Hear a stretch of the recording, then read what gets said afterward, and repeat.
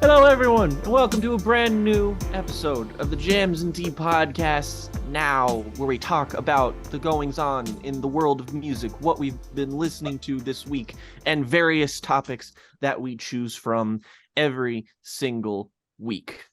Absolutely. And we are very excited to talk about what's been happening and also to talk about our main topic of discussion today, which is our favorite movie soundtracks. Not scores, soundtracks. We will talk about film scores, I'm sure, in a subsequent now episode. But we figured this would be a fun exercise to do. It's been a lot of fun coming up with new topics for this series every week. And so we're going to each talk about two of our favorite movie soundtracks, what they mean to us, what they kind of say about what we look for in love and art, both in music and film. And it'll be a nice little kind of personal biographical exercise, I imagine, as well. So stick around for that in the latter half of this episode. But before we get to that, let's talk about the goings on and what's been new in the world of music. Nothing in terms of album announcements. I don't think there were any things that caught my eye this week in terms of album announcements, but there were a few interesting things in the news as well. There is a new Beach House EP on the way. It's going to be dropping on Record Store Day in April. Leftovers from Once Twice Melody, so I'll be looking forward to that.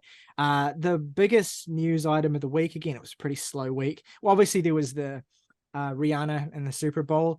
I didn't imagine any of us would have any substantive commentary on that. It was a performance that she did. It was a moment, culturally speaking. But people said it was like bad or something, and I watched it was underwhelming like, because she wasn't all that animated in her performance, and then people learned it was because she was pregnant with her second child, and that became a whole thing.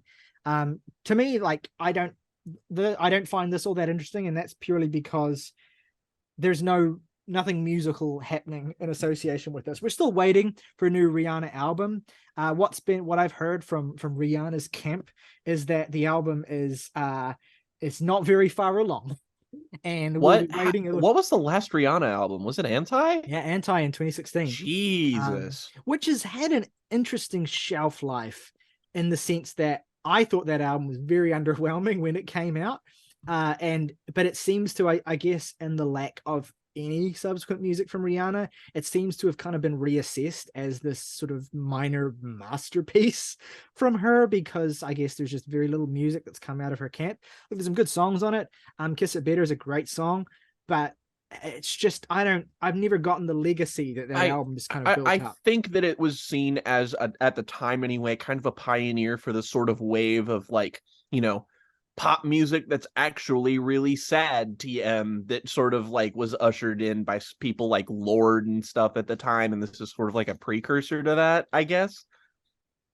Yeah, possibly. I mean, it certainly is an influential album. I mean, it certainly has had an influence on artists like SZA, for instance, who we talked about fairly recently. So yeah, but I would love a new Rihanna album. It seems to be that either she recorded a record or was working on a record and scrapped it. The latest news that I have is that the album is still kind of being recorded or being created. She's been very elusive with any kind of details. I don't expect that we'll get a Rihanna record this year.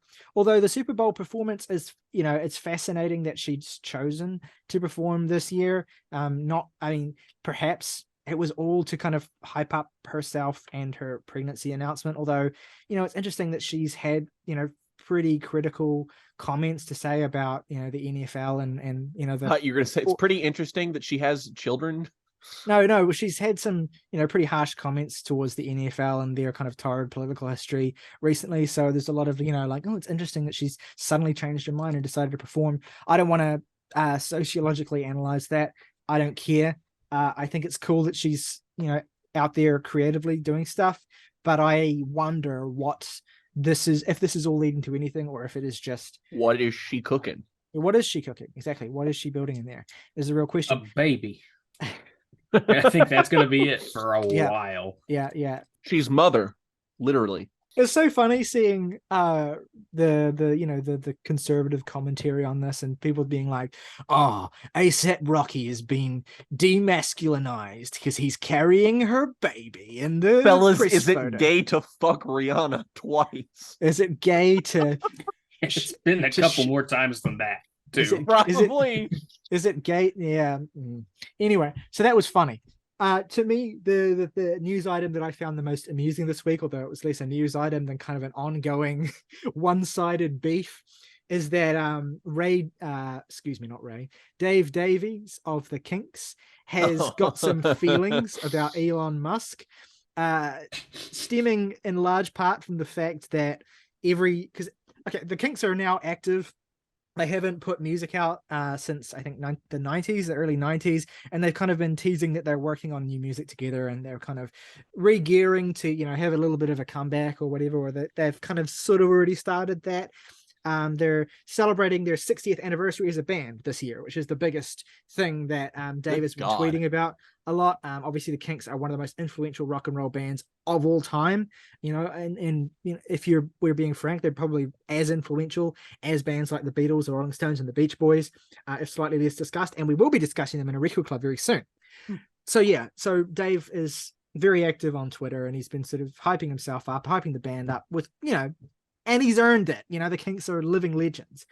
But he's been quite cross this week because Elon Musk's Twitter has seen fit to issue a content warning on basically every tweet that the Kinks post, ostensibly because of the word kinks. And that Musk's algorithm, I suppose, perceives that as being, promiscuous in nature.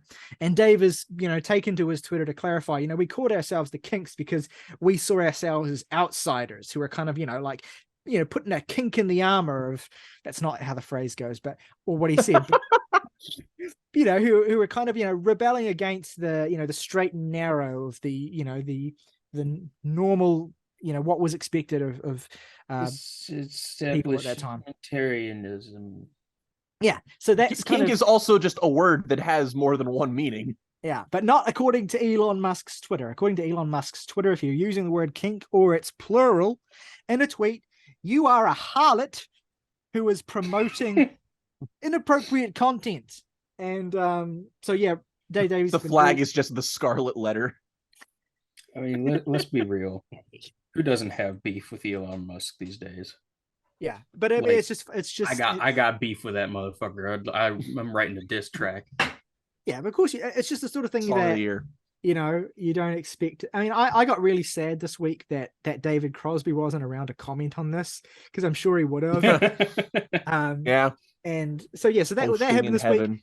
And, it was a thing that happened one day, but it's actually kind of been quite persistent. I mean, for like 3 or 4 days now, at time of recording, Dave has been tweeting about this again and again and again, and kind of making his point about how, the Kinks will not be silenced. My favorite response to this is that a band we've covered in the past quote tweeted him with the sentence, "Imagine how we feel," the band being fucked up. Yeah, who also, had a new album out a couple of weeks ago as well. So, it's a hard time. Yeah, but fuck them. It's a hard time in our Speaking of people I got beef with. I was going to say, speaking of people we have beef with. Yeah, many of our listeners won't know that Morgan has been directly dissed by the frontman of Fucked Up, which is my favorite thing that's maybe ever happened in terms of encounters with musicians. This legendary Canadian rock band who've been around for like 15 years now, and said, this fucking guy on the internet did a Borat impersonation of me. Oh man, it's, for anyone who doesn't know that, it's kind of hard to explain, but it happened. It's a thing that happened. So, you fucking loser. Justice for the Kinks, justice for Ray and Dave Davies. Hopefully we get some new music from them, and hopefully Elon Musk's Twitter stops silencing our great artists. Elon's America. Exactly.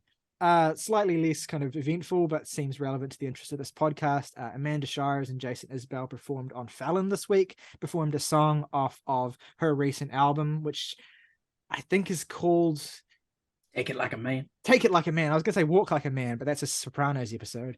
Take It Like a Man. And I watched their performance as well. It was really, really just, they're great musicians. It was great to see them together.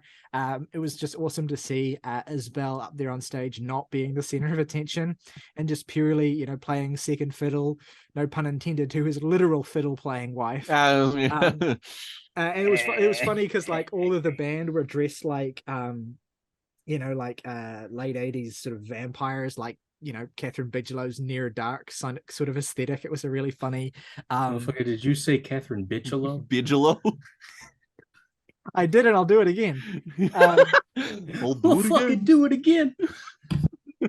Yeah, so it was just a really funny thing, a real cool, awesome thing that happened to see Shires on Fallon.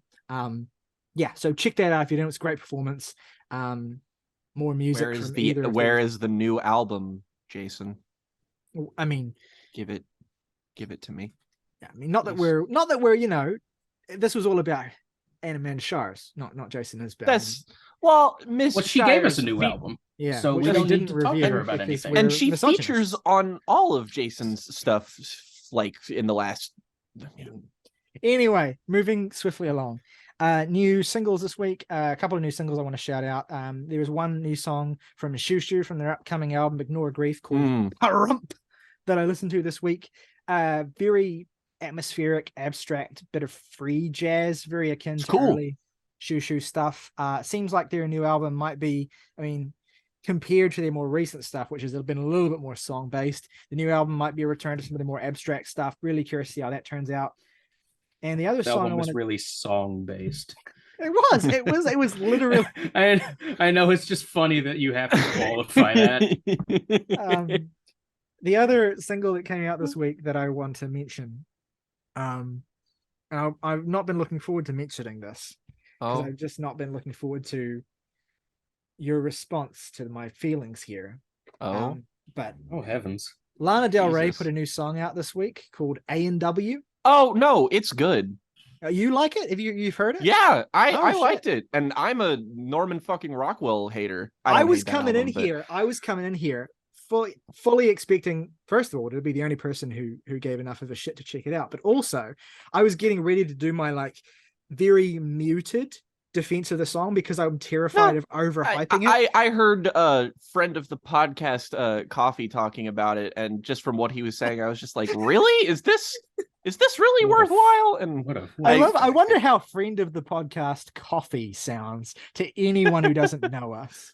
Well, I'm not gonna call him by his actual name because I don't know if he wants people to reveal that to us. Anyway, yeah. So new Lana Del Rey song A&W. It's this.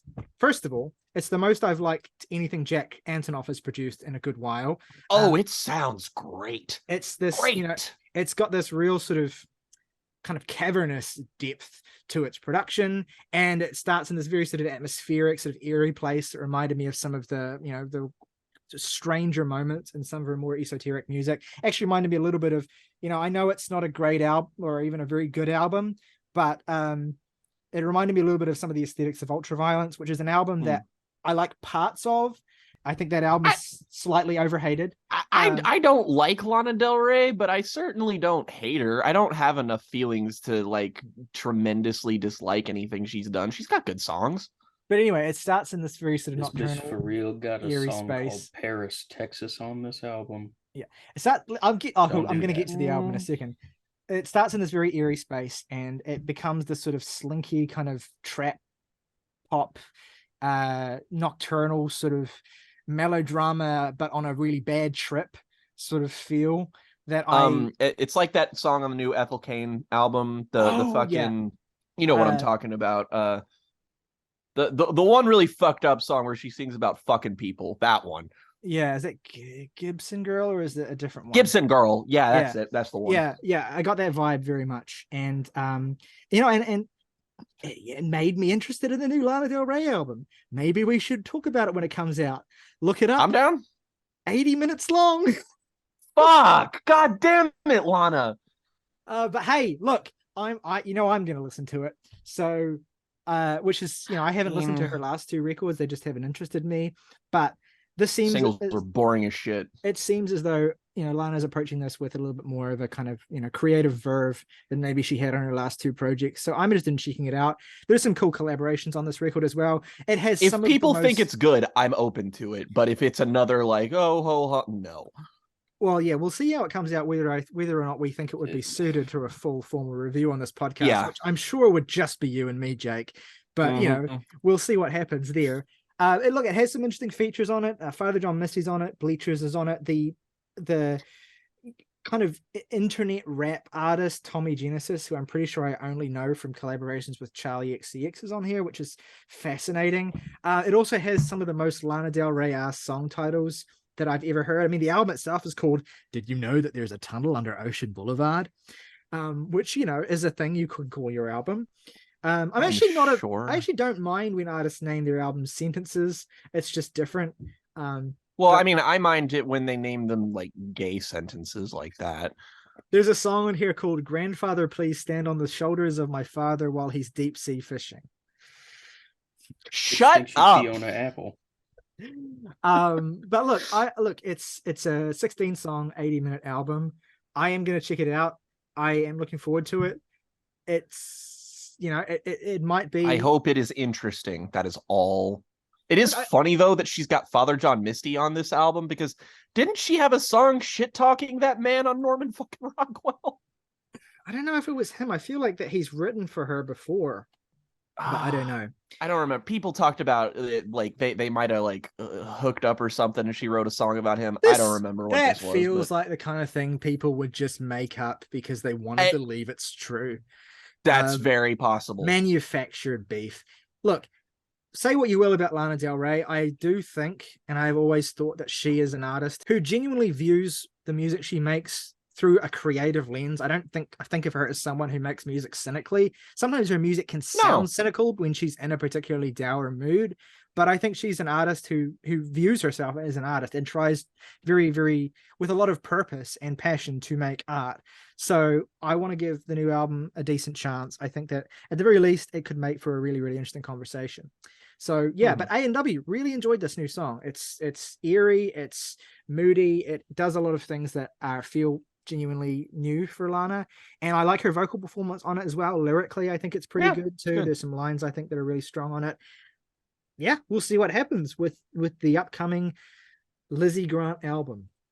To move into some sad news now, I wait eagerly for the week where we don't have to do movies in memoriam segments, and I also,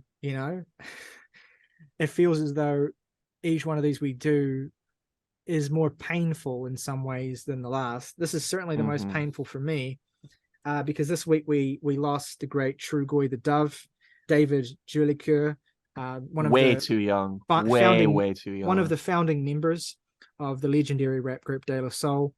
We talked about their divisive and exciting and innovative album, De La Soul Is Dead, in our 1991 retrospective. We've also, I'm sure we've talked about in Fits and Starts, we've talked about their debut album, 3 Feet High and Writing as well, which is very, which is a classic. De La Soul are in a lot of ways, of course, not the first great hip hop trio, but they feel like one of the most definitive hip hop trios as well, especially coming into view at the late 80s, innovating so much in terms of the production of their records as well, their collaborations with Prince Paul, but also, they're producers in and of themselves. Trugoy is a producer and a rapper, or was a producer and a rapper as well, and such a core part of their identity.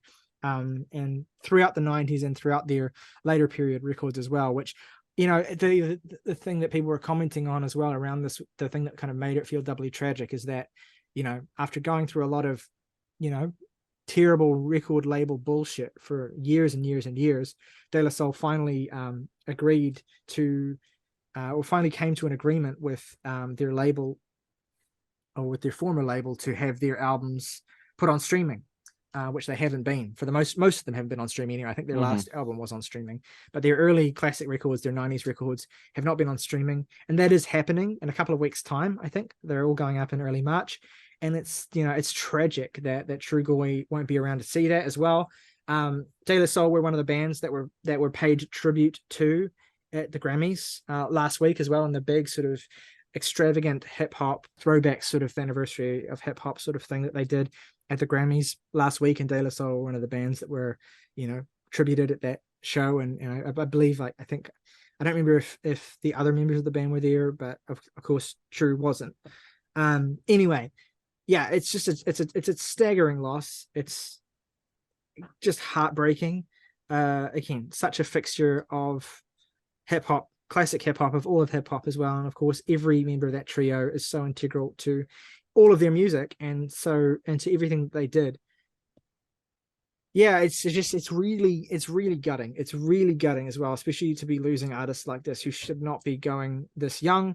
Morgan, I think when this happens, you commented as well about how, what an ugly reminder it is of, the brutal reality of the reduced life expectancy that Black men have in America as well. What can you say? It's awful.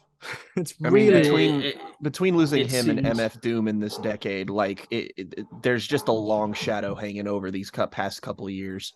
Not to mention the guys that don't really come across our radar, but it feels like every other week I feel like some 22-year-old rapper has just died. Yep. It's awful shit. Yeah, so look, take this as an opportunity to listen to their music. Obviously, when it's all going to come to streaming as well, that'll be easier than it ever has before.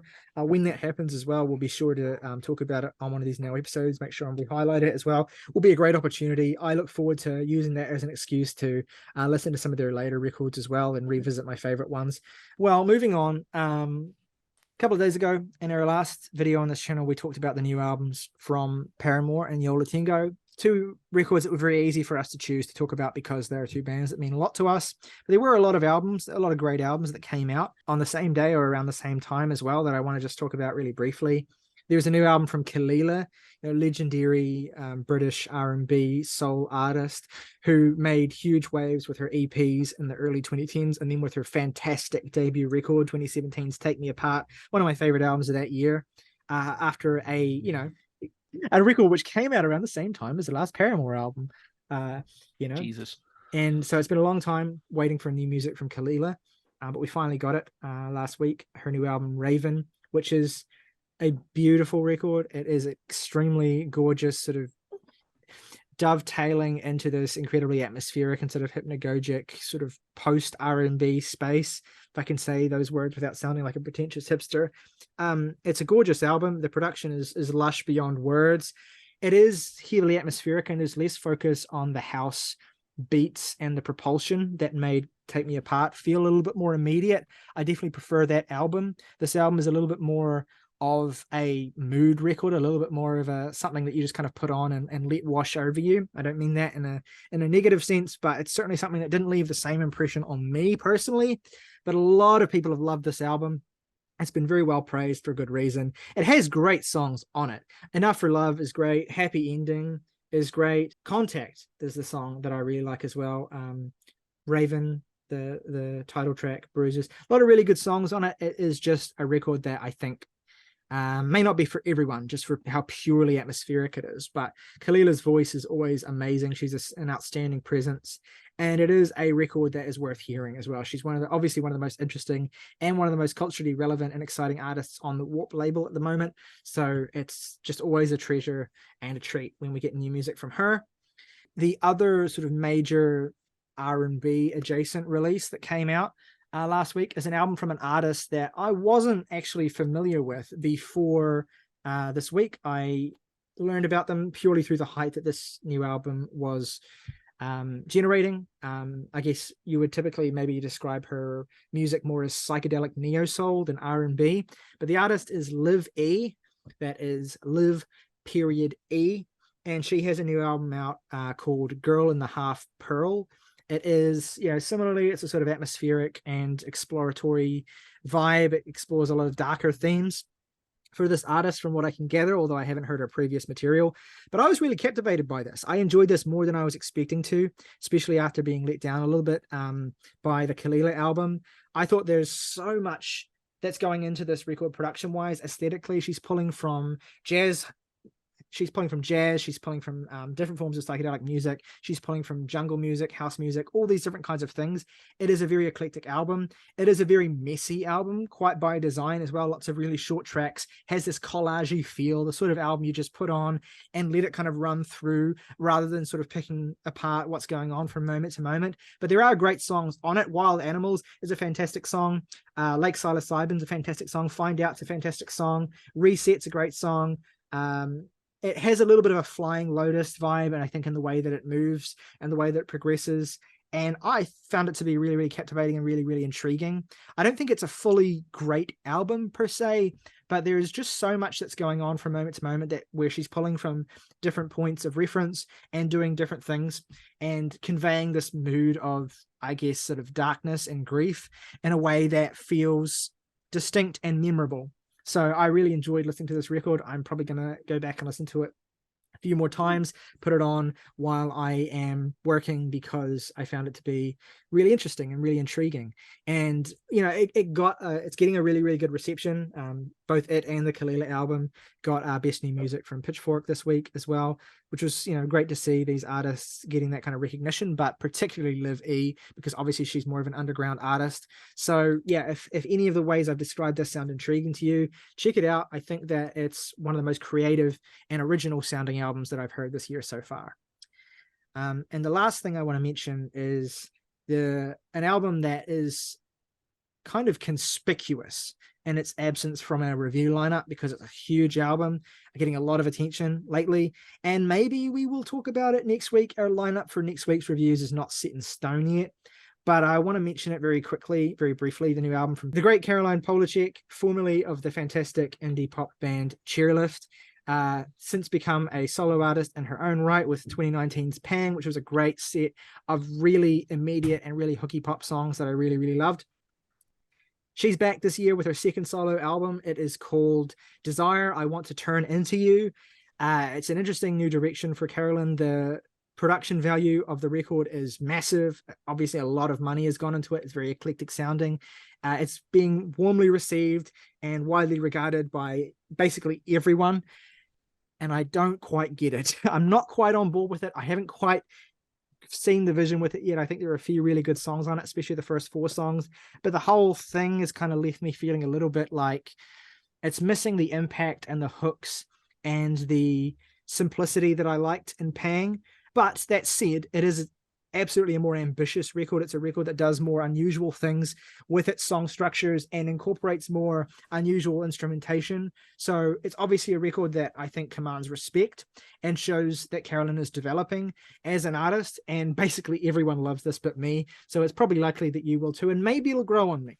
But I'm in a weird place where I don't quite get it yet. And I'm curious whether there's anyone out there listening or watching at home who's feeling the same way with this. It's a strange album that I haven't quite got my head around yet.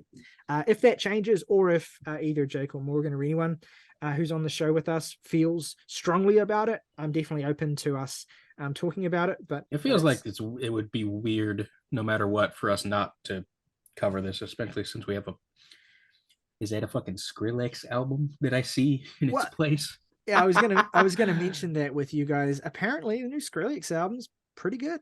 So I don't give a shit. I'm not listening to a Skrillex album. I look. I just thought that would be a funny artist for us to call 911. Yeah, I think we should review the new Skrillex album, no matter how good it is, because I think it's the idea of us talking about Skrillex is really funny. You know, I can't say I'm not curious. I will also be listening to this because I like Pang a lot. It's pretty cool. I remember listening to that in the sort of, you know, the December-ish where we didn't have any venues to talk about the new music we listened to just because we were doing our end of the year stuff. But I remember thinking that was a really solid album with a really great sound and lots of really great individual songs. And I was just like, this feels less like an album and more like a bedrock for her to do more interesting things with her sound. So I'm hoping that that's what this next album is. I think she's definitely, like, inarguably doing more interesting things with her sound. It's just a matter of me not quite getting the gist of it yet. It almost feels like a purposeful decision to kind of abandon, not completely abandon, but for the most part, sort of not as much focus on the hooks that album has. A lot of people have compared her progression to Kate Bush, and I was gonna say this sounds like feels a little bit the Dreaming. Yeah, it feels a little bit like that, and which is even more frustrating for me because the Dreaming is you my love favorite. that album. It's my favorite Kate Bush album. So I'm just not quite seeing it yet, and maybe that'll change. Welcome to My Island is great. Billions is pretty good. Pretty Impossible is good. I'm waiting for the rest to land for me. We'll see if it happens. So yeah, watch this space. We'll either be reviewing it or we won't be. But I still think we should talk about Skrillex because that's just a fun I'm not thing opposed to either. I'm not opposed to The two either. of you can talk about Skrillex. I only have so much time on this earth. That's fair. It's absolutely fair. Hey, look, I mean, you got to give it a chance, man. Like Missy Elliott's on that album. Who's making me? Who's making me give it a chance? Why do I have to give it a chance? You don't have to do anything, my man. I'm just saying. I kind of want you to. I want you to have to, but I can't make it. Just like the picture in my head mentally of like Morgan laying down in his bed, staring at the ceiling, Skrillex blasting in his headphones is fucking hysterical. Look, can I just say that the album cover for this new Skrillex album, sick as fuck. It's just really good. This. It's a really cool ass album cover. Skrillex. Does he even have many albums? No. The album's called Quest for Fire. This is basically a comeback record. Okay. And Morgan, you'll be pleased to hear that. Cool. You'll be pleased to hear that he's actually putting out 2 albums this year. Oh. It was originally going to be a double album, but he's decided. Oh wow, Fortet is on here. Cool. Yeah. A lot of collaborators. I mean, if there would have to Porter Robinson? What the shit? Okay. A lot of collaborators because Skrillex is not the kind of person who can hold up an album on his own, and he knows that. But I think that Skrillex is a fascinating artifact, and I'm curious to see how he's evolved.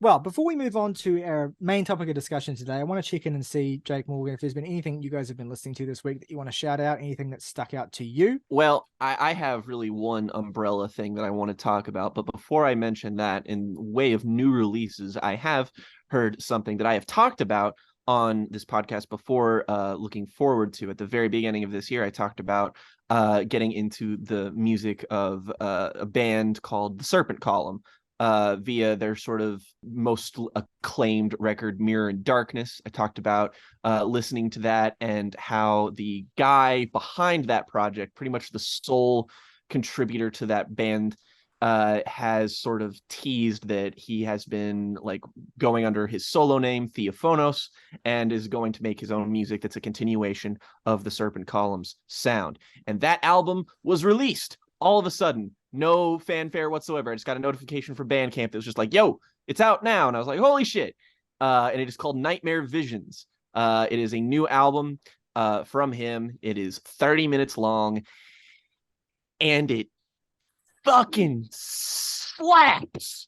God, fuck yes. This is exactly what I wanted, exactly what I needed from Mr. Theophonos. If you are at any way inclined towards this area of extreme black metal, of mathcore, of all that kind of, Dillinger Escape Plan adjacent shit, but you want something that's maybe a little harsher, Deathspell Omega inspired, that as well. This is maybe one of, like, aside from his EPs, it's maybe his most compact release. It's 8 songs, 30 minutes.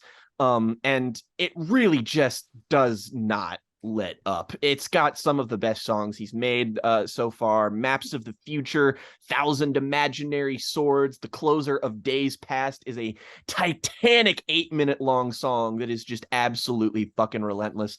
I don't think it's a huge progression or a departure from the Serpent Column in any way.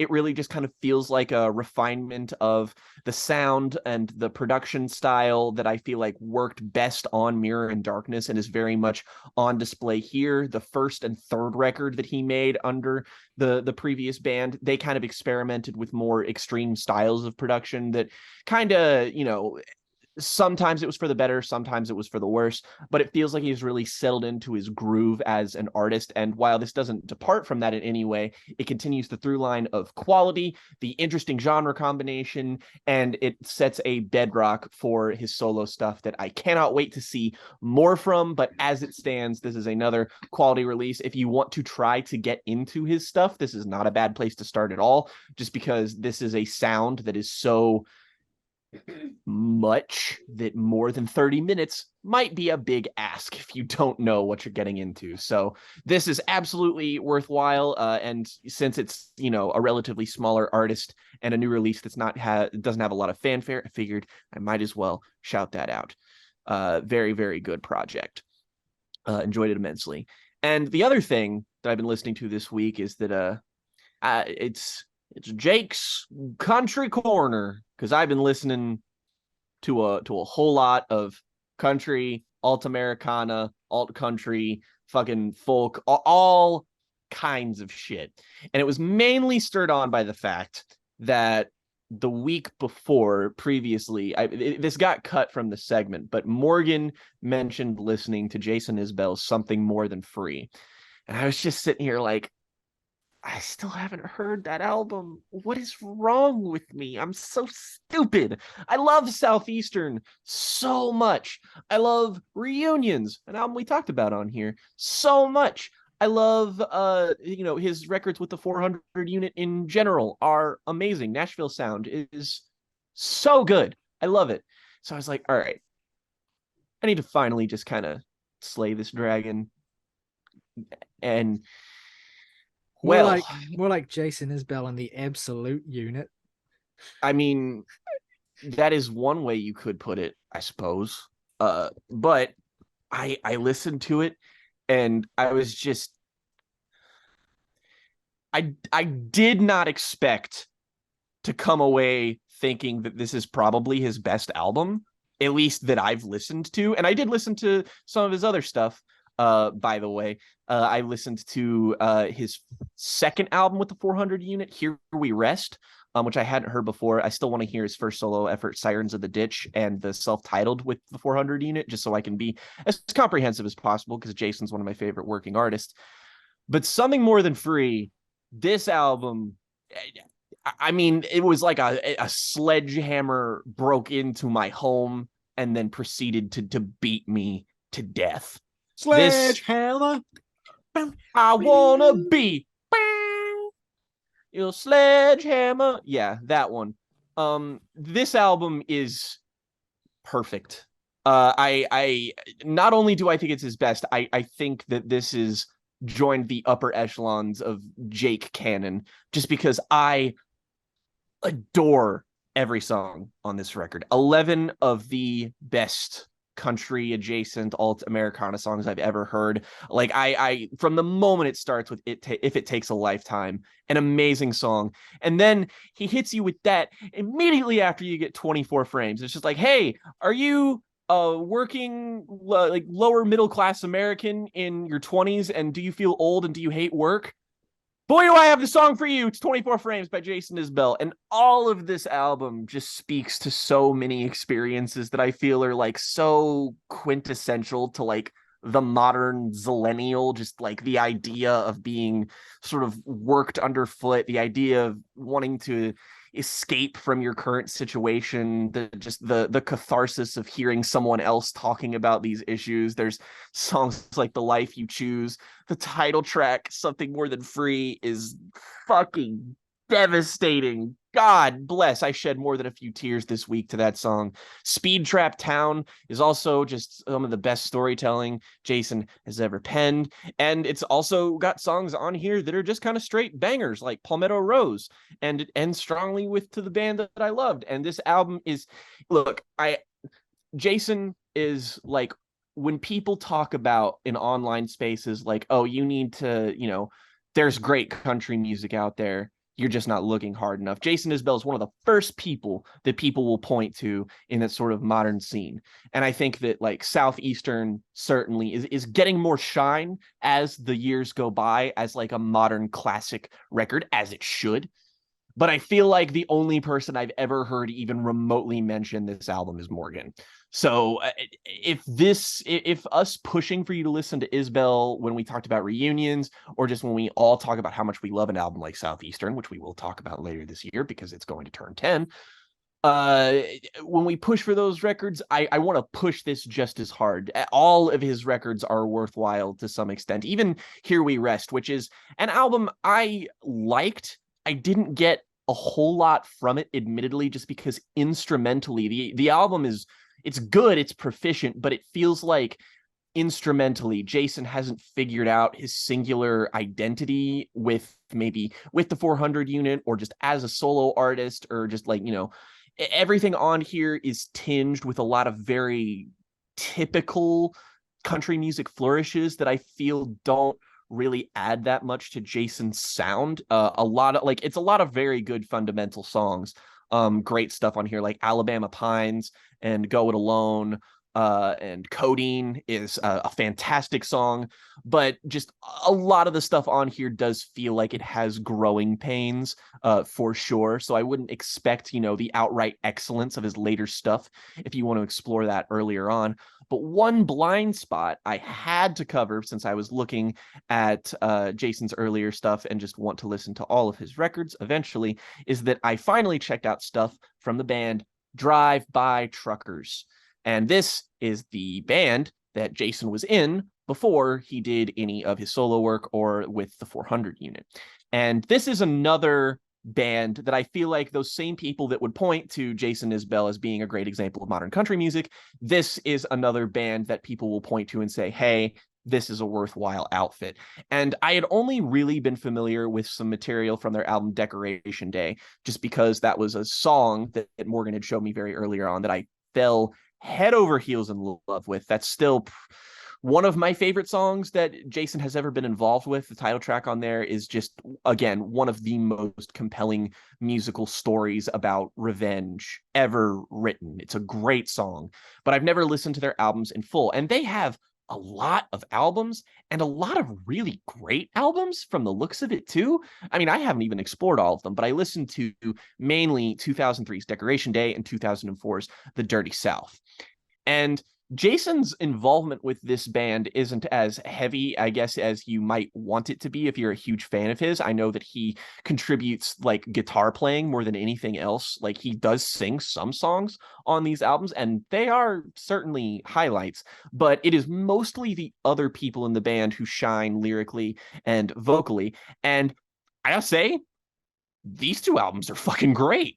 I really enjoyed them both almost as much. I think I very narrowly prefer The Dirty South, but Decoration Day is also just very like, it might be the more consistent record, but I guess The Dirty South might have more highs. But I mean, there's just so many great sort of, working class American sort of songs and perspectives here. And it also just has that nice Southern rock grit. These songs go fucking hard. They are so much fun. They're so like, very derivative of stuff you might find from like, earlier on, like, Southern rock staples like Lynyrd Skynyrd, for example, but, channeled into a way that feels a bit more, thoughtful, perhaps compelling.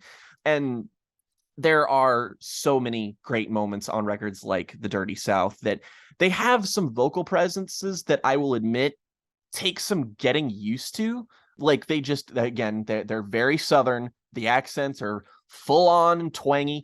And there's one singer on here, I don't know who it is in particular, but this man's vocal presence is like distractingly worn. Like, this man sounds like he has had a diet of nothing but like whiskey and hot wings for the last 30 years. And it sounds a little thin and brittle, but he always makes it work. Always. Like, his songs are some of the most compellingly written on here. That's another interesting thing about it, is that it's a diverse array of perspectives that are coming from all these different bandmates, all of these different storytellers, so that it feels like a proper epic when you're listening to it. It feels like a really like long, comprehensive series of short stories that really build a really consistent image that I find to be really, really compelling. And there's just, again, the songs on here like Putting People on the Moon, which is a great song about, just the perspective of the downtrodden working class Americans who are basically left behind by the institutions that supposedly are supposed to care about them. The closer, Goddamn Lonely Love, is one of the best fucking songs I've heard in recent memory. Great stuff. Both these albums are great, and they've also got albums like Southern Rock Opera that are supposed to be really great, or Brighter Than Creation's Dark that are great, and even later albums like American Band that I want to listen to still. So I had a great time listening to those. They're big, proper album experiences, not just, you know, an album full of songs made by some good guys. Like they really feel like the album experience is the priority here, and I very much appreciate that. So I can't wait to listen to more from this band. I really like them a lot. And it's not just because of Jason, even though his guitar playing on here is fucking exceptional. But the other big band that was a fixture of my week is we got to talking about the Gaslight Anthem because of Morgan's pick for his favorite love song. We were talking about their discography and how they have supposedly are in the studio for a reunion album, which really hope that gets announced soon. But I went and re-listened to things like the 59 Sound, which is fantastic. My favorite record from that band, Handwritten, deeply underappreciated album full of nothing but fucking heat. Oh, I listened to an album from Bill Callahan called Sometimes I Wish We Were an Eagle, which is really great sort of, I wouldn't say minimal, but it is very stripped back record. I think it might be produced by John Congleton, if I remember correctly. It's got a producer on it who does some genuinely stellar work. And if you're at all into Bill Callahan's style of like the kind of spoken singing thing that he does, this is a really great example of his writing at its finest. And the fucking instrumentals on here are gorgeous. I am a huge Bill Callahan fan, and allow me to take this opportunity to recommend to you specifically his later work under the name Smog, which is what I originally know him from, particularly the album Knock Knock, which is one of my favorite albums. Teenage Spaceship is you showed me that song, and I adore it. That's like a 10 out of 10 perfect, flawless, amazing, incredible song. So I've been meaning to get into Bill Callahan for a while because he's got a really comprehensive history as an artist under multiple different names. So this was a great place to start. I really recommend listening to that if you're at all interested. But I think the most interesting discovery I made this week is that I listened to two separate bands that I happened to come across information from someone else who's a fan of this band and learned that they were by the same person. Completely coincidentally. I had no clue this was the case. But that being, I first listened to an album from the band Wovenhand, and I listened to their album. I listened to two of their albums, actually. I listened to Mosaic and their album Blush Music. Mosaic is great, but Blush Music is a masterpiece. If you like the Giles Corey self-titled, you're gonna fuck with this super hard, because this is real shit. This is like it's like Giles Corey and Current 93, but like the most accessible parts of both of their sounds. Like it's not unfriendly in the way that those projects are, because this is gothic country, alt country, drone, neo-folk kind of stuff. And it is spearheaded by the frontman David Eugene Edwards, who is a guy who is basically a minor legend in the Americana scene, because he is the frontman of both Wovenhand and another band I listened to an album from called 16 Horsepower, who also have an incredibly consistent, very beloved discography. I listened to their debut Sackcloth and Ashes, which is certainly more alt country. It's more heavy on that kind of influence. It's, you know, it's a bit twangier, but it has some really grand moments like the song Black Soul Choir or American Wheeze. There's just a lot of really great classic traditional stuff on here, but it's all produced in such a way that makes it feel like it's timeless. Like the low end on these albums is fucking exceptional. The bass playing, the drums, they're loud, they're deep, they're rhythmic. It's so satisfying. But while I did enjoy the 16 Horsepower album, it was Wovenhand's albums that really threw me for a loop. Blush Music in particular, because this album is fucking stunning. The whole fucking thing. It has the second song on here is a 14-minute long Bill Withers cover of Ain't No Sunshine, and it's fucking amazing. It sounds great. David Eugene Edwards has such an incredible voice. It has that kind of country twang to it that you want, but it also sounds more approachable and accessible. He's got a voice that has like the power and melody that you would find in like a post-punk revival band. It doesn't feel like it will, you might not feel like it will work, but he just rides this line so expertly. And everything about this record is just gorgeous. It's beautiful, it's slow, it's contemplative. It has really great sets of lyrics. I really fucking enjoyed this. And if I hadn't listened to Something More Than Free, which is the first album I've listened to for the first time this year and given a 10, I would say that this is maybe the best thing I've listened to so far this year. It is a gorgeous record. I cannot wait because Wovenhand has their self-titled other albums like Consider the Birds and Mosaic was excellent. I thought that album was really good, sort of alternating between their traditional country stuff and the more current 93 inspired ambient pieces, and that was really good as well. But yeah, I've just been on my hick shit this week, and all of it has been great. I've enjoyed it all thoroughly. On that note, let's get into the main topic of discussion today, which is, as I mentioned at the top of the episode, our favorite film soundtracks. We've each picked two that we feel represents what we love most in terms of music, in terms of movies that have introduced us to music, not necessarily composed for the movie, but that has existed as a part of that movie landscape that has left an imprint on us. And this, I think, will be a fun opportunity to talk about that music, talk about the movies themselves as well, in as much as that's relevant, and talk about why these soundtracks personally mean a lot to each of us. So, Jake, why don't you lead off with your first pick today? My first pick for favorite movie soundtracks is the cheatiest cheat code ever, because it is so intrinsic to the idea and in construction of the film itself that it almost necessitates having an incredible soundtrack. But seeing as other picks of mine were actually chosen by some of my podcast mates, I had to go a little on the periphery here, but this one was going to make it in no matter what. And I am, of course, talking about the soundtrack to Edgar Wright's Baby Driver. Look, I know that it is not.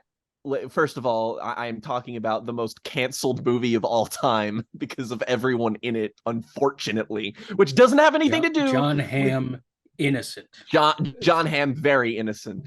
But no. That said, Baby Driver is a movie that's been met with a certain amount of online backlash just because people are like, I don't know, they hate cool things. But Baby Driver is a movie that centers around the protagonist, who is a getaway driver for bank heists, and basically has like this thing where he's not entirely deaf, but at least partially, and basically operates solely based on like in the rhythm of the music that he's listening to. So the whole movie is soundtracked by whatever baby the main character is listening to. And Edgar Wright's movies are never lacking when it comes to great soundtracks. Like, I mean, the classic utilization of Queen in Shaun of the Dead comes to mind. The Kinks, as a matter of fact, are also used in Hot Fuzz to great effect. I would argue that Baby Driver is basically, as a film, almost completely an excuse for Edgar Wright to just flex how much he loves music. The whole thing is built around it. How much he loves music and Heat by Michael Mann. Yes, and I love music and Michael Mann's Heat as well. And so naturally you have a 30-song long soundtrack, which is a lot. And, not all of it is this like super, immediate pop songs that you would love to be included. But that said, I've listened to this soundtrack as an album so much just because it's so, first of all, it's great to write to. It fills you with that perfect amount of momentum to get shit done, but it also just has a great variety in it. You have Barry White's Never Never Gonna Give You Up on here, which is great. By the way, I do have this on vinyl. My girlfriend is cool. I have mine upstairs. Hell yeah. You have both Deborah by Beck and Deborah by T-Rex, which is both songs fanztastic. You have that so much. It's a great little joke in the movie, and it's great that both of them are like Deborah. And you have stuff from you have two very well chosen interludes, one for the Beach Boys and one from Blur, which don't matter because they're intermissions, but still it's cute that he chose them. Both I love the original version of Easy by the Commodores, but the Sky Ferreira cover of it is fucking sick. Yeah, punk bangers like Neat Neat Neat by the Damned, which just fucking fucking rules. You've got Jazz from Dave Brubeck. You got Unsquare Dance on that one. And you got fun songs like Focus by Hocus Pocus. Kashmir. You got of course, the movie is named after Simon and Garfunkel's Baby Driver, which is a classic fucking song. And you have stuff like Young MC is on this album too. So it has so many different genres, so many different like moods for Queen is also on here. Brighton Rock, eternal fucking banger from Sheer Heart Attack. Banger. It has so much diversity, so much fun within it. And then you consider the context it has within the film, which is this hyper edited extravaganza where everything in the movie is playing in synchronicity with all these different kinds of music, which in my opinion make Baby Driver an easy pick for one of the best edited films ever made, just because the sheer impressiveness alone of how this synchronizes to like the shootout that's set to Tequila is fucking amazing. The swagger of somebody like Jamie Foxx at the very end where he just goes tequila. It's so good, burned into my brain forever. I love every song choice on here. You will barely ever find a soundtrack that is A, this comprehensive, and B, this diverse, and C, this fun. Yeah, it's a very fun film with a fantastic soundtrack that when I saw it when it came out as well, really appealed. It appealed to both my hipster sensibility, particularly in the use of the Beck song, which is very heavily used. Mm-hmm. One of my favorite Beck songs, in the sense that it's just pure Prince parody, but he just leans into it so hard that it just becomes absolutely eternally. I met you, and JC Penny. Yeah. So it appealed to that side of me, which is a very big part of my personality for when the movie came out, but also just like, introduces me to a lot of classic music as well. Makes me remember how good songs like Brighton Rock, and I think there's a Beach Boys song on there as well. Let's Go Away for a While, I think is on there. That's a great song. Yeah, and there's even like that will also appear later. And there's also, I think the intro track from Boards of Canada's GeoGaddies in the movie as well. Yes, which I remember, that was the first Boards of Canada song I ever heard. I remember noticing that when I saw the movie and just having a little like geek moment, probably the saddest moment of all time, to be honest. Anyway, yeah, I think a movie that people have been very cynical about, yada yada yada. It's kind of wound its way around, I think, to being maybe his most underrated movie in a strange way. I think it probably is, because people have kind of come back around so hard on movies like The World's End and Scott Pilgrim and stuff, but I feel like that has yet to happen for Baby Driver for reasons I can understand, I suppose. But you're so right about how just well-oiled that movie is in just every respect. It's a lot of fun. Morgan, your first pick for favorite soundtracks. So my first pick is none other than the sophomore feature from a little guy in the industry you might have heard of, named Paul Thomas Anderson, the soundtrack to Boogie Nights. Now, on its own, the soundtrack album that they released starts with John C. Reilly and Mark Wahlberg's Feel the Heat. Hell yes. Eternal classic. Hell yes. Followed by The Emotions Best of My Love, Chakacha's Jungle Fever, Melanie's Brand New Key, Eric Burden and War's Spill the Wine, Marvin Gaye's Got to Give It Up Part 1, Commodores, again, Machine Gun, Walter Egan's Magnet and Steel, McFadden and Whitehead's Ain't No Stopping Us Now, Night Ranger's Sister Christian, Electric Orchestra's Living Thing, The Beach Boys' God Only Knows, and Michael Penn and Patrick Warren's theme to the film. And then at the end, as a hidden track, is Mark Wahlberg doing You Got the Touch. You got the touch. Not Marky Mark. Yeah.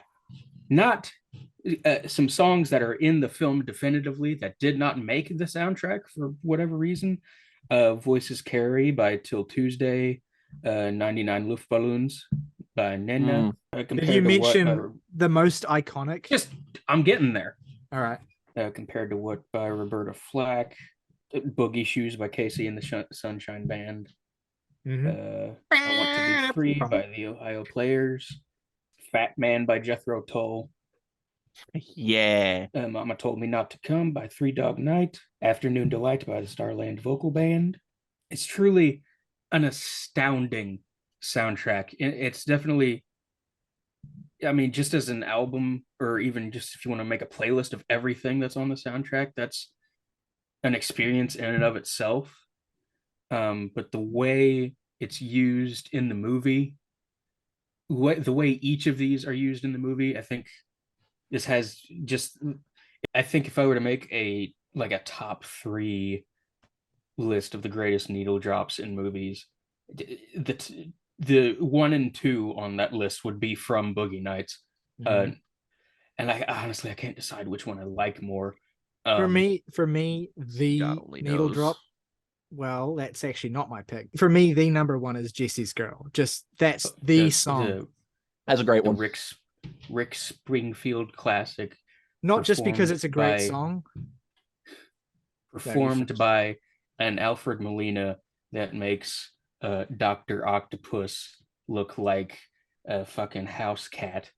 The most dangerous man who has ever lived, doing a Rick Springfield rendition in an underwear in his robe, and it's just one of the greatest scenes in the history of the motion picture. I don't think there are a very small number of scenes, I think, that I could maybe point to that have left more of an impact on young me getting into movies than that scene. Yeah. And for that reason, both Sister Christian and Jesse's Girl, because it's both those songs that are used in that scene, are just completely etched into my brain with that context. And Jesse's Girl, which has always been a great rock and roll song, has never sounded as hopelessly, devastatingly hollow and longing as it does in that long shot staring at fucking completely faded Mark Wahlberg, you know, when the camera's just kind of panning towards him and he's just kind of staring into space just vacantly as this whole, you know, scene is just kind of slowly just tumbling towards catastrophe. Basically, that's one of the best moments in movies, that shot and the way the music is used there to just kind of just emphasize that how broken, you know, the characters are in the movie at that point. I mean, few movies use music the way that Boogie Nights does. You know, I'd say that Boogie Nights' music is as essential to its core as Baby Driver's is. Well, because it's a movie about, you know, the passage of time within a very specific place, in a very specific periods of history, and the music is used consistently to punctuate those periods and to, you know, echo and emphasize the shift that's going on within this particular Californian subculture, right? And so just everything, like the ELO's Livin' thing, the way that comes in, Best of My Love as well, which basically feels like the movie's theme song. It just everything about the way the music is used in that movie feels like they are not just there to, you know, color these scenes and to emphasize emotions or whatever, but they're almost characters in their own right within this ensemble piece, right? These individual songs are used in a way where they almost feel like dialogue, you know, that they're having a conversation with the story that's going on. And that's so crazy at how effective that is and how well that's used. And, you know, it's a miracle that Paul was able to like get all those songs licensed and make the movie the way that he was. I mean, Boogie Nights is one of the most impressive sophomore features ever made by anyone, just because of the sheer scale of its cast, of its screenplay, of what it tries to do, and of the music, and everything just kind of going off and feeling effortless. And, you know, the soundtrack is like such a core part of that. Give me chills, man. And I very nearly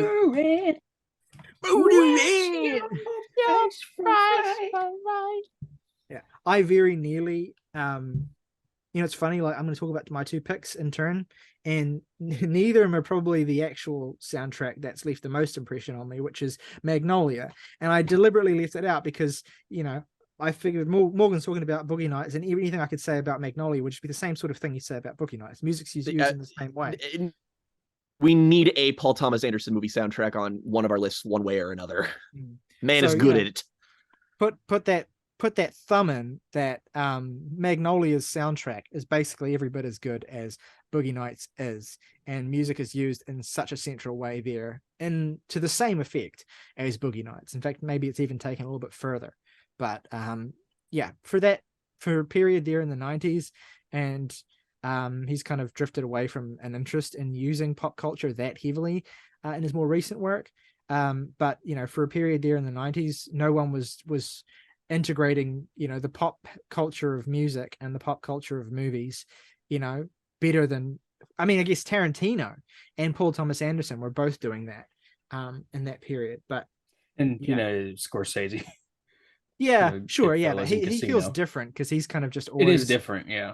he's always kind of done that, and but anyway, 100% concur. God, it's just stupid good. And it could just have easily included the Licorice Pieces soundtrack here. I don't think it's quite as good, but I mean, but the Wings Let Me Roll It needle drop in that movie feels every bit as good as my favorite needle drops in Boogie Nights and Magnolia. Again, just the way it's used as well, because that Life on Mars.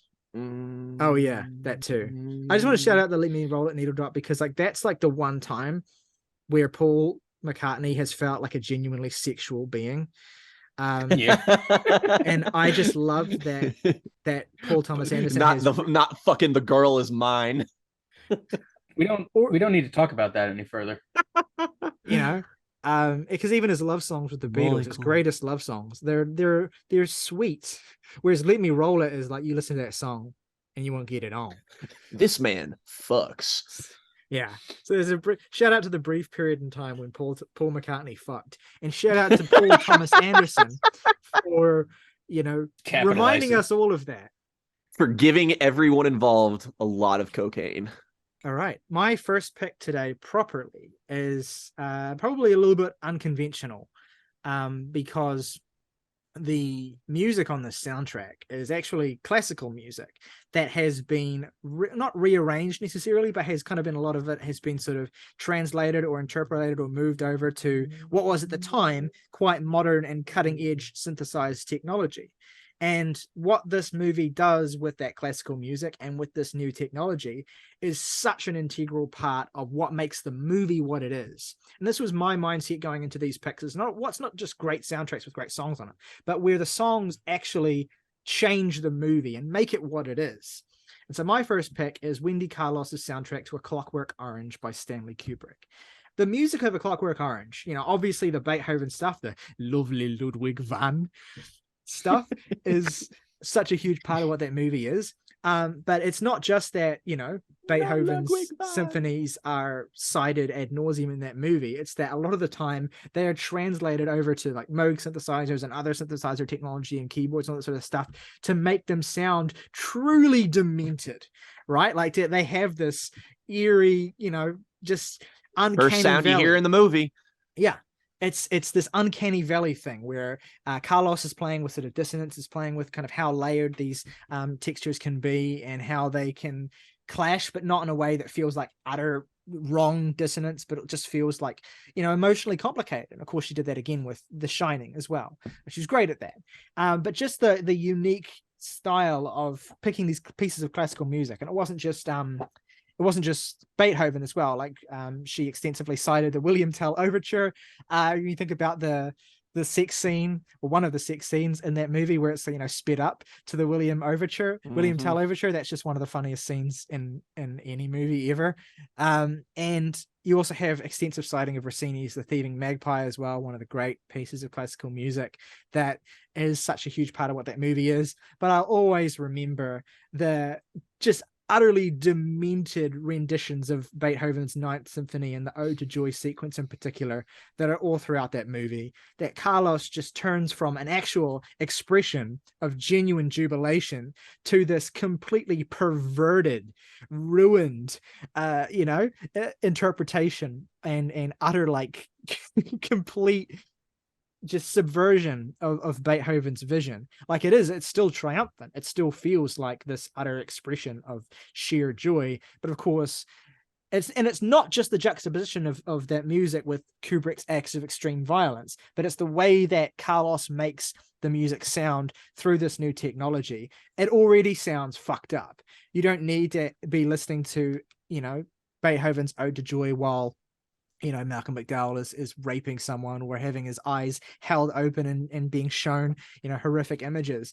But still, the sheer, loaded intensity of the movie is just taken so far over the top with what Carlos does with these pieces. It's just such a distinct and idiosyncratic take on using classical music in movies, which, Kubrick had already done with 2001, but this is just something completely different. And yeah, I saw A Clockwork Orange when I was way too young to be watching A Clockwork Orange. My dad actually bought the DVD for me because Jesus Christ, he's a great parent and I love him. And we watched it together and we would listen to the soundtrack on cassette. Oh God, you watched it with your dad? I was I must have been like 12 or something. And and he had the soundtrack on cassette or some version of it anyway. And we listened to it heaps. And I just it left a real distinct impression on me. And I think influenced a lot of the ways I interacted with classical music, maybe for better or worse. But yeah, distinct, memorable, everything a great soundtrack should be, and about 6 dozen other things that a great soundtrack shouldn't be, but that works in the case of A Clockwork Orange. So yeah, it's my first pick. I think of The Favorite a lot in that sense, because that's basically all also renditions of classical music alongside the erstwhile Kubrick comparisons that movie draws as well. Absolutely. I mean, the influence of Kubrick, obviously Kubrick's, unfathomably influential filmmaker in so many different ways, but specifically the things he did with The Clockwork Orange that are reverberated through basically any kind of social satire that anyone has ever made since that movie. The music is such a big part of it. Brief shout to Full Metal Jacket as well. I think that's really like the only traditionally soundtrack. Listen to what he did with Mickey Mouse in that movie. Like Mickey Mouse has never been the same ever since. I was just gonna say you got the classics like you got the classics like These Boots Are Made for Walking by Nancy Sinatra, Paint It Black by Rolling Stones, Surfing Bird by the Trashmen. And the true debut of the Mickey Mouse Club March, I think. Mm-hmm. Yeah, that mouse has been fucked up ever since. Dirty bastard. And I suppose I should also mention as well that specifically with regards to like Beethoven and that era of classical music, Kubrick would circle back around to playfully manipulating how that music makes you feel with Eyes Wide Shut as well. Beethoven that movie as well, even from the opening scene. There's this mischievous use of classical music to kind of upend the, I suppose, highbrow associations of classical music. I always like the way that he's done that. Anyway, that's my first pick. Jake, what is your second pick today? My second pick, first of all, brief shout out to one of the honorable mentions I considered for this spot, that being the god of the needle drop, Cameron Crowe's Almost Famous, because I mean, duh. Yeah, that is one of the greatest soundtracks of all time. Definitely indisputably. That. It was close, but my pick ended up being one that I think is very us core for multiple reasons, not the least of all being it's from a director we've expressed a lot of affinity for in the past. Zach and I did a video about his most recent film, Come On, Come On, being the soundtrack to Mike Mills' 20th Century Women, which is a fucking amazing movie if you haven't. And there's there are like 5 Talking Head songs on that soundtrack. Yeah, that's what I was getting to. We have 2 Roger Neal songs, which is he's like the composer of like the proper soundtrack, which is thrown in here, which is great for the record, but it's not, it doesn't technically count. But we have Don't Worry About the Government by Talking Heads. We have Media Blitz by Germs, DJ by David Bowie. We have You've got Devo, we have Gut Feeling, we have The Big Country, and there's like this you is got kind of Cherie by what Suicide, and yeah. you've got A Fairy Tale in the Supermarket by always eternally underrated band The Raincoats. Love in a This Void by is Susie and the Banshees. yeah. Great It's soundtrack. Clash song in there somewhere, I think. Yeah, Why Can't I Touch It by Buzzcocks.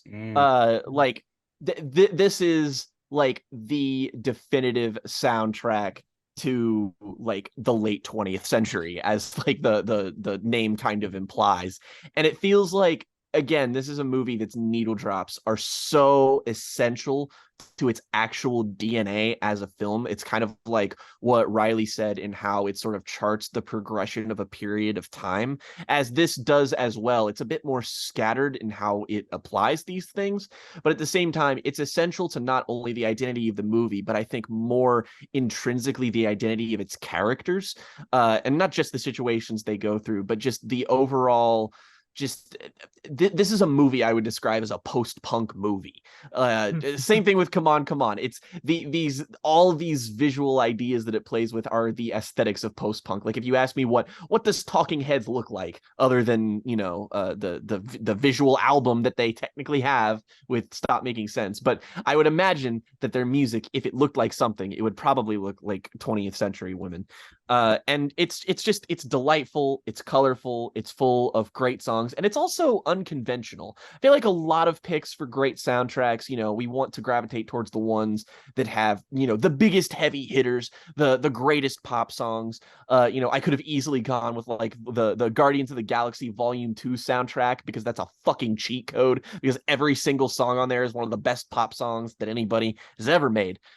Easily could have done that. But here it's just like, you know, you get a David Bowie deep cut on here. It's like, when's the next fucking person who's gonna put that on another movie soundtrack? Fucking doubt. Or Yeah, again, Suicide. Doubt. It's specifically the song DJ, which I'm pretty sure is on Lodger, which is Yeah. such a deep cut for Bowie. Like, I mean, that's the Berlin Trilogy album that nobody cares about. Nobody. Yeah. And I just have tremendous respects for the Raincoats needle drop. There's a Noi needle drop on here that is really just kind of up my alley as well. One of the best Clash songs, White Man and Hammersmith Palais, is on here as well. Yes. Just a veritable smorgasbord of great 70s music. All right, Morgan, your second pick today. Yeah, my second pick for favorite soundtracks is none other than a movie that got its name from the song heavily featured in it. It's Stand By Me. Amazing pick. It's difficult to think of a better summation of mid 20th century pop music than this collection of songs. I mean, you have the titular Stand By Me by Benny King, which is a song that will outlive the end of time itself. It's so iconic. When the universe explodes, Benny King will still be there. And then there's Mr. Lee by the Bobettes, Rockin' Robin by Bobby Day, Great Balls of Fire by Jerry Lee Lewis, Whispering Bells by the Dell Vikings, Let the Good Times Roll by Shirley and Lee, Book of Love by the Monotones, Lollipop by the Chordettes, Every Day by Buddy Holly, Come Go With Me by the Dell Vikings, Come Softly to Me by the Fleetwoods. Basically every great plural band is on this soundtrack. Exactly. Yakety Yak by the Coasters, Get a Job by the Silhouettes. I mean, get a job. It's almost too much. They should have put Get a Job by the Silhouettes and Found a Job by Talking Heads right next to each other. It's good to have some representation on our video today for soundtracks that are just all like not even classic rock or like classic R&B or whatever, but just like real old school shit, like real classic in place. The Burt Bacharach meaning of the word. Yeah, Burt Bacharach, Phil Spector, all those names, basically just the vision of pop music from before, you know, the people who inspired the Beatles. Yeah, exactly. it's such a distinct and comprehensive representation of that era of music in that film. And what's great about the use of music in Stand By Me is that it accentuates all this, the story and the scene and the time and place, sort of stuff, but it never takes precedence or distracts from the story that's being told or distracts from the characters that are being told in a way that some of the other soundtracks we've mentioned can do that. And it works in a way to accentuate the feel of the movie. But Stand By Me is such an intimate story of friendship and of these, of these boys, essentially, that you wouldn't want the soundtrack to kind of really distract you from that or overshadow that in any way. And it never does. It's just always this omnipresent aspect of the environment and of the, the story that's being told. But it's just so tastefully used. And you can go and listen to the soundtrack separate from the movie and have all of the feelings that the movie evokes in you come back to you independently of that story. And it's a beautiful marriage of music and of character storytelling. And it's just so, it's the kind of thing the film make me do the big cry. Yeah, it does. And if you have that emotional connection to the movie that I know you two do, the songs themselves will be able to have that power separate from the movie as well, because you form those bonds and you form those connections. And in some cases it feels as though, like even with the Benny King song, it feels to a certain extent as though, partly like it was made for that movie, as sacrilegious as that may sound. That's how intimately connected the movie is to its soundtrack. And you can't have one without the other. Hear Lollipop by the Chordettes and you just put his lollipop. Oh, I just need to mentally not just need to move on, because if I think about the ending to Stand By Me, feelings. Stand By Me is so integrally tied to the identity of this podcast without ever needing to be explicitly mentioned in so many different ways, like how the first single ever released by the Twilight Sad is named after a line from that movie. Yeah. Mm-hmm. It's so fucked up how that first Twilight Sad album just completely feels like one person's very personal interpretation of basically just that movie. Yep. Yeah, pain. We're all suffering. That's how these things go. Every day is exactly the same. Going faster than a roller coaster. All right. Anyway, let's talk about a happier movie. Wait. Well, certainly a soundtrack that's not as dour as well, I don't know. Stand By Me soundtrack. It's like the opposite of dour. Anyway, this has Joy Division on it. My final pick today is one of the most iconic movie soundtracks of all time, one of the most purchased, owned, one of the highest selling, one of the most recognizable, but also a soundtrack that, apart from its ubiquitousness and how well everyone knows it, often whether you've seen the movie or not, although certainly having a relationship with the movie definitely will enhance your relationship with these songs, but also just a soundtrack that I'm attached to because so much of the music that this soundtrack pulls from was music that I was already raised on anyway, and music that's part of a scene that my dad was very much attached to in the 90s. And so a lot of the music on the soundtrack I already knew. And so the soundtrack just felt like it was destined to be like a staple of my childhood. I am, of course, talking about the soundtrack to Danny Boyle's film Trainspotting. Legendary 1996 movie, one of the great staples of British 90s culture as well, so integrally tied to rave culture, so integrally tied to basically the 90s music scene and scenes of all kinds, both on the in the mainstream of British culture and in British subculture, is to me like one of the greatest scenes, eras of music in a particular culture ever. Just certainly something that I'm so deeply tied to. And a lot of the music here pulls from what was going on currently in electronic music and in dance music in the 90s. You have representation from bands like Underworld. Underworld's Born Slippy is probably the most iconic piece of music from that entire movie. You also have Blur included on the soundtrack as well. Left Field, another great electronic act from that era as well. But you also have a lot of 80s stuff on this soundtrack as well. You have heavy incorporation of the music of Iggy Pop.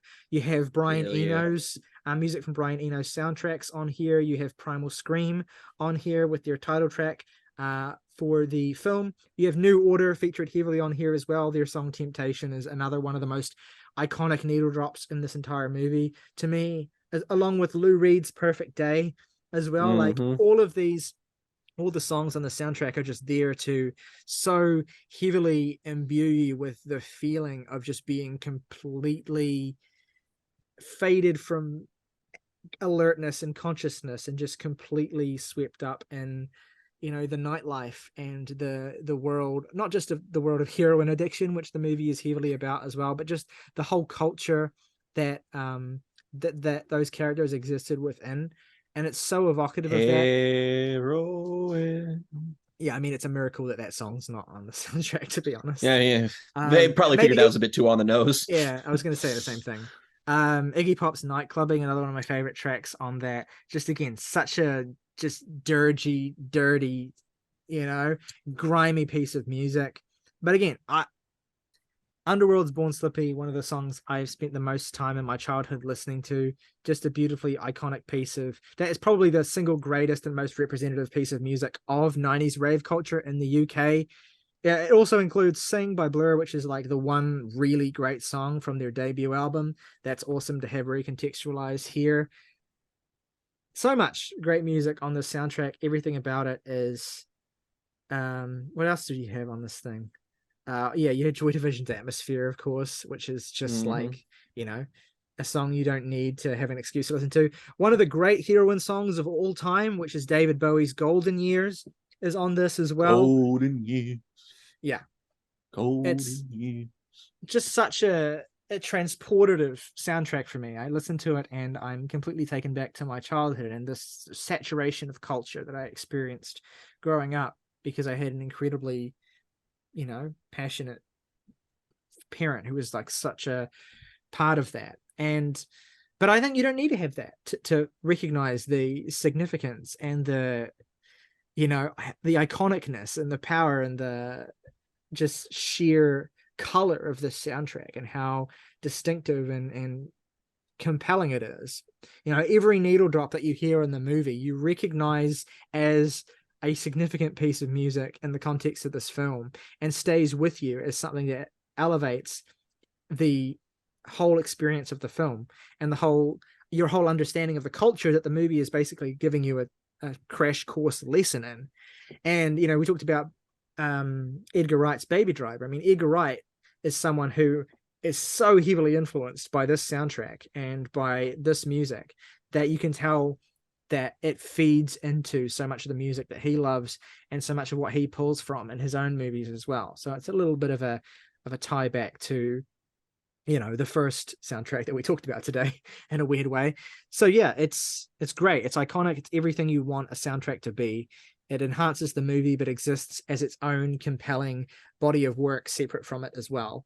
And it is one of the first soundtracks that really, truly taught me what a movie soundtrack could be above and beyond just, you know, here's a collection of songs we used in the movie, but here is an actual cultural artifact that is both tied to this film and also its own living, breathing organism apart from it.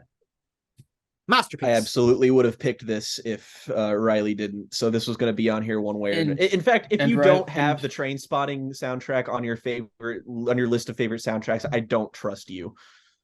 And the thing is that Riley had to steal it from me. So yeah, I did because Morgan originally had 3 picks. Sounds like, can we just do 2? Because I want that, and also I don't know if I can.